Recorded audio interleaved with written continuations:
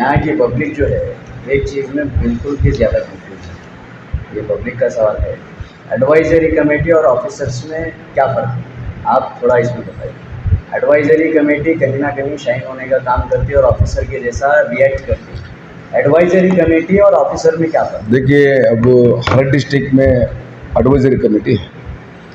क्या रोल होता है? DWAC का तो उसका डिस्ट्रिक्ट ऑफ एडवाइजरी कमेटी का वफ ऑफिस को वफ ऑफिसर को उन्होंने डायरेक्शन दे सकते हैं। उन्होंने कौन सा भी फैसला उन्होंने खुद नहीं ले सकते। अब एवरी मंथ हमें पहले तीन महीने की एक मीटिंग करना था, तो हमारा मैं भी DWC चेयरमैन था, 2 बार चेयरमैन हूँ। अब महीना एवरी मंथ करना था, तो हमें परसों मिनिस्टर के साथ बात करके डिस्कस करें। उन्होंने खुद हमारे पूरे 21 मेंबर्स रहते DWC में, डिस्ट्रिक्ट ऑफ एडवाइजरी कमेटी में। ऑफ ऑफिसर के साथ तो उन्होंने डिस्कस करको जो मसले रहते उन्होंने उसमें एजेंडा बना ले को, वो सब्जेक्ट डिस्कस करको उन्होंने एडवाइस कर सकते, मशवरा दे सकते। वो एडवाइस उन्होंने हेड ऑफिस को फॉरवर्ड करते। हमारे बोर्ड मीटिंग में हमें वो सब्जेक्ट रख ले तो हमें डिसाइड करको फाइनल उसका एक नतीजा ला। सर, अगर कोई चेयरमैन ऐसा स्टेटमेंट दे रहा है कि 1100 एकड़ जो है वक्फ बोर्ड हम जब तक 1 साल में हमने एक्वायर किया है, यानी कि वक्फ बोर्ड के हैंड ओवर कर दिया है, जो वक्फ बोर्ड किसी के इंक्रोच थी ज़मीन, और वक्फ बोर्ड ये डिक्लेयर करता है कि ऑफिसर के थ्रू वक्फ बोर्ड ऑफिशियल ये 62 एकड़, तो ऐसे चेयरमैन पे क्या एक्शन लेंगे? यानी कि आप चेयरमैन हैं, एज ए चेयरमैन आप बोल रहे हैं कि आपने 1100 एकड़ ज़मीन आप 1 साल में इंक्रोचमेंट से वक्फ बोर्ड के हैंड ओवर ले ली गई, और वक्फ बोर्ड ये कहता है कि 62 एकड़। तो ऐसा अगर फेक स्टेटमेंट आता है तो ऐसे चेयरमैन पर आप पे क्या एक्शन? फेक स्टेटमेंट बोल के ले रहा था। बेसिकली आप ये पूछ रहे थे what is the difference between the Waqf officer and advisory. Namely KJ itself in an advisory body, they should advise the only advice and according to their advice the officials will give. इनको क्या था under civil rules of इसमें they are having a responsibility. These people take a decision कि इनको constitutionally advisory committee को powers है, they have to wait and back, they have to advise it. advice के ऊपर काम चलता है।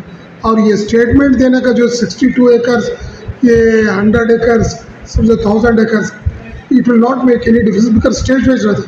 आज हम समझे कोई केस में हम डिक्री हुआ तो court is decided this is the work property, उसमें बाद में एग्जीक्यूशन तक जाता है, एग्जीक्यूशन तक हैंड ओवर तक जाता है। इस स्टेज पर थे वो गलत और कॉन्ट्रडिक्टरी स्टेटमेंट नहीं है, that will be a statement in respect of the progress that has to be recorded. Words में कंफ्यूजन, वो कह रहे हैं कि हमने हैंड ओवर ले ली। हम नहीं एक सवाल यहाँ पे, आप पहले सवाल सुनिए सर। आप कह रहे हैं कि ऐसा स्टेटमेंट को देते हैं तो अब कोई भी आएगा कि पूरा शहर मेरा है बोल देगा, तो वो आप स्टेटमेंट को क्या क्लियर कर देंगे? यहाँ पे सिर्फ ये है कि वक्फ बोर्ड 62 एकर्स अपने हैंड ओवर कर लिया है, ये स्टेटमेंट ऑफिशियली न्यूज़पेपर में आता है, लेकिन चेयरमैन कहते हैं कि हमने 1100 एकड़ ज़मीन हमने ली। नहीं तो ये बात पे आप देने वाले हैं? नहीं, आप मुझे मालूम हुआ जी, वो कई दिनों से भी केसेस चलको है। वो DWC चेयरमैन 1 साल 2 महीने की 3 महीने की हुआ उनको। वो हमारे अफजलपुर का केसेस मेरे ख्याल से 8-10 साल से चल रहे हैं सर। 16 ईयर से वो केस चल। हाँ सर, शायद 16 अभी वो 16 ईयर्स के पहले के चेयरमैन नहीं थे। वही वो क्या बोल रहे हैं, उनके अब उनका पीरियड है, उनका हमें 3 साल पीरियड दे रहे थे। अब उनके पीरियड में वो केस फैसला हुआ, बोल सकते हैं जनरली हमारे पीरियड में हमें इतने हैंड ओवर ले लिए। मतलब जनरली कोई क्या भी स्टेटमेंट दे सकता है? नहीं क्या भी नहीं लिए तो भी सही है ना। अब वो उनकी सदारत, उन्होंने चेयरमैन है DWC के, ऑफ ऑफिसर उन्होंने भी जा रही, पुलिस वाले भी जा रही, तहसीलदार भी जा रहे हैं, उधर पूरे भी मिलकर पोजीशन में ले लेंगे। वो क्या एक स्टेटमेंट दे सकते हैं? अब उनका पीरियड चल रहा 3 साल, हमें उनको पीरियड दें DWC चेयरमैन को। पहले से वो केसेस चल को करा को लड़को मेहनत कर को उसमें करे सुनो अलग रहते हैं उसमें के दो कोई बात नहीं। इसलिए वो बोल रहे हैं अभी उनके साथ तो वो टीम वर्क होता है, टीम वर्क के साथ दोनों भी एक पर्सन गए बोल सकते हैं। सर, देखा जाता है कि वक्फ बोर्ड की जहाँ पे ज़मीन इंक्रोच होती है, कब्जा होती है, तो उसके ऊपर अगर कोई कंप्लेंट किया जाता है तो डिपार्टमेंट की तरफ से कोई रिस्पॉन्स नहीं मिलता है। इसके लिए कोई टास्क फोर्स बनाने का वक्फ बोर्ड कोई प्लान कर रहा है? क्योंकि आज वक्फ बोर्ड की ज़मीन कब्जा करना बहुत इजी वे हो गया है। नहीं जैसे कि आप देखिए, सही है, सही है। ये बहुत इजी है, एक्सेस है कब्जा करने के लिए। इसलिए हमें क्या, टास्क फोर्स अब आप करते हैं? पहले क्या करते हैं तो DW हमारे डिस्ट्रिक्ट ऑफ ऑफिसर को टास्क फोर्स उसमें एवरी डिस्ट्रिक्ट के डिप्टी कमिश्नर हम लोग बुला रहे थे, चेयरमैन को भी बुला रहे थे। हमारे यहाँ से हमारे सिराज भाई भी हैं, इन्हों भी 3 बार DW से दावणगेरे से चेयरमैन है, इन्हों भी बल्ला के ट्रांसपोर्ट कमेटी में इन्वॉल्व है। अब जरा बीजेपी गवर्नमेंट में जरा वो डिलीट करेंगे। अब इंशाल्लाह मैं मिनिस्ट्री से हमारे जमीर अहमद साहब से बात किया हूँ, अगले दिनों में वो पहले जो था ट्रांसपोर्ट कमेटी में वक्फ ऑफिसर एंड DWC चेयरमैन दो भी इन्वॉल्व होंगे। दुआ करो वो हमें हमारे 1-2 पर्सन वो मीटिंग में रहे तो इंशाल्लाह वक्फ के क्या भी रहे तो भी मसले वहाँ हम हल करने के लिए ईजी होता। सर ये साथ जितने भी आप केसेस की आपने बताया कि वक्फ बोर्ड ने अपने हैंड ओवर ये ज़मीन कर ली है, ये कितने साल से वक्फ बोर्ड जो है केसेस फाइट कर रहा था और इसके क्रेडिट कलबुर्गी डिवीजन इंशाल्लाह मैं अब कल हमें मीटिंग प्रिपेयर हो आए थे, मीटिंग भी अब हमें अभी पूरे 260 बहुत ज़्यादा लोग इसका नहीं देखिए 266 से तकरीबन 266 केस है। क्रेडिट अलग है, ऑफिसर इस पर मेहनत करते हैं या कोई और लोग मेहनत करते हैं, कोई और आके क्रेडिट देता है कि उनकी सदारत में ये हुआ, हम ठहरने के बाद में पोजीशन मिली।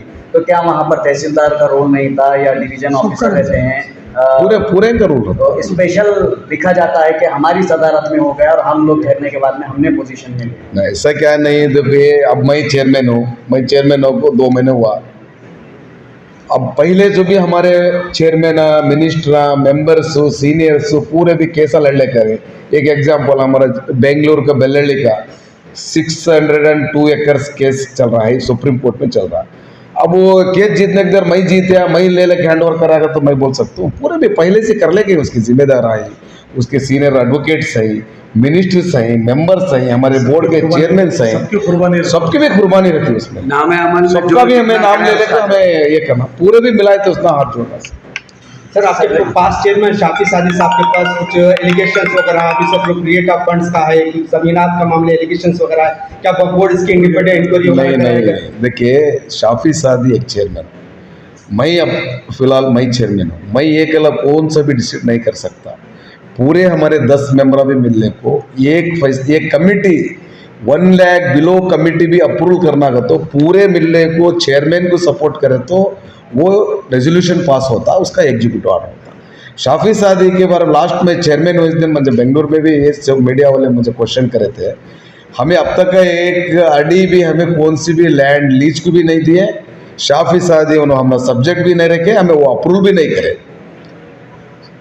एलिगेशन करने का बहुत ईजी है, उसे प्रूव करना है ना बहुत मुश्किल होता है। प्रूव करके बोले तो जब हमें मान लेते हैं एलिगेशन। सर जहाँ तक देखा जा रहा है कि लीगल टीम कहीं ना कहीं वक्फ बोर्ड की कमज़ोर मानी जाती है, जहाँ तक एडवोकेट्स हैं आपके या लॉयर्स हैं जो भी एडवाइस करते हैं तो उनमें कहीं ना कहीं वीक मानी जाती है, क्योंकि वक्फ बोर्ड काफ़ी केसेस हारता भी है।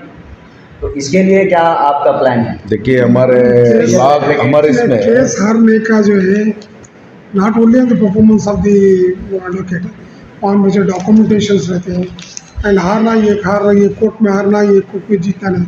अब देखिए पिंजरवाड़ी का केस जो है हमारे हाई कोर्ट में हमारे खिलाफ था, लेकिन सुप्रीम कोर्ट में हमारे फेवर हो। हार जीत में परफॉर्मेंस इसका नहीं रहता है sir, it goes with the merit of the case.